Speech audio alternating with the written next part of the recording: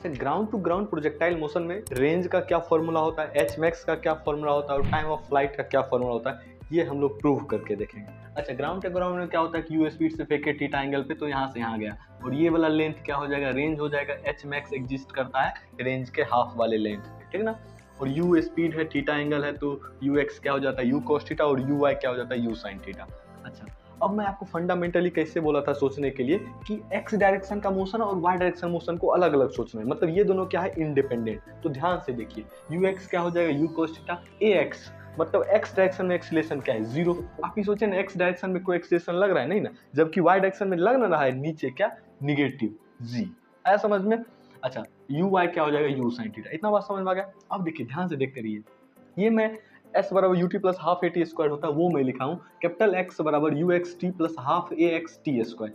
ये यहाँ पे ए एक्स क्या है, जीरो, तो ये वाला टर्म क्या हो जाएगा, जीरो। तो मतलब एक्स डायरेक्शन में कितना डिस्टेंस ट्रेवल किया, वो क्या आ गया, यू एक्स टी। ऐसा समझ में, मतलब आप टाइम पुट करके आप पता कर सकते हैं कि एक्स डायरेक्शन में कितना डिस्टेंस पे वो चल चुका है, पक्का ना। अब देखिए, वाई डायरेक्शन के लिए मैं वही क्या हूँ, Y capital Y equals to U Y T plus half A Y T square. आया समझ में। लेकिन ए वाई क्या है, माइनस जी, तो मैं पुट किया तो ये आ गया। आया समझ में। अब सबसे ज्यादा इंपॉर्टेंट ये बात है कि पूरे जर्नी में क्या हो रहा है कि एच आपका जीरो हो रहा है, मतलब कोई हाइट ट्रेवल नहीं कर रहा है, तो ये जो टी होगा वो क्या होता होगा, टाइम ऑफ फ्लाइट।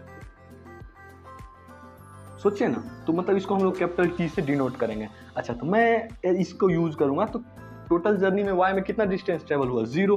देखते रहिए, पहले देखते रहिए। और यू वाई आपका क्या है, यू साइन थीटा, तो यू साइन थीटा। लेकिन पूरे जर्नी में ही तो जो टी होगा वो आपका टी थोड़ी होगा, वो कैपिटल टी होगा, वो क्या होगा, टाइम ऑफ फ्लाइट। तो मैं यहाँ पे क्या लिखूंगा, T minus half G capital T square. आया समझ में। यहाँ से टी को कॉमन लीजिएगा तो क्या होगा, u sine theta minus half G T. ऐसा समझ में। यहाँ से एक टी का वैल्यू जीरो होगा और टी का वैल्यू एक ये होगा, u sine theta, sorry 2u sine theta by g. आया समझ में। यही जो t है सो क्या है, टाइम ऑफ फ्लाइट, कि कितना देर तक वो हवा में रहा। आया समझ में।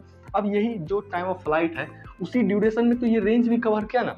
सोचिए, अच्छा वही t यहाँ पे जब पुट करेगा तो ये r बराबर क्या हो जाएगा, यू एक्स का वैल्यू क्या है, u cos थीटा, और t का वैल्यू क्या है, 2u sine theta by g. आया समझ में। यहाँ से रेंज का फॉर्मूला आ जाता है u square sine 2 theta by g. आया समझ में। अब हम लोग ये सोचेंगे कि एच मैक्स कैसे फाइंड करें। अब ध्यान से देखिए, आर बाई टू पे एग्जिस्ट कर रहा है एच मैक्स, ठीक ना। तो आर रेंज के लिए टाइम ऑफ फ्लाइट टी होता था, तो आर बाई टू के लिए हम लोग टी क्या लेंगे, टी बाई टू लेंगे ना। तो यही जब आप टी बाई टू का वैल्यू इसमें ये वाई डायरेक्शन में कितना डिस्टेंस ट्रेवल कर उसमें पुट करेगा ना, तो एच मैक्स का फॉर्मूला ये आता है। करके देखिएगा, टाइम नहीं है, तो ये क्या हो जाएगा, u square sine square theta by g. आया समझ में।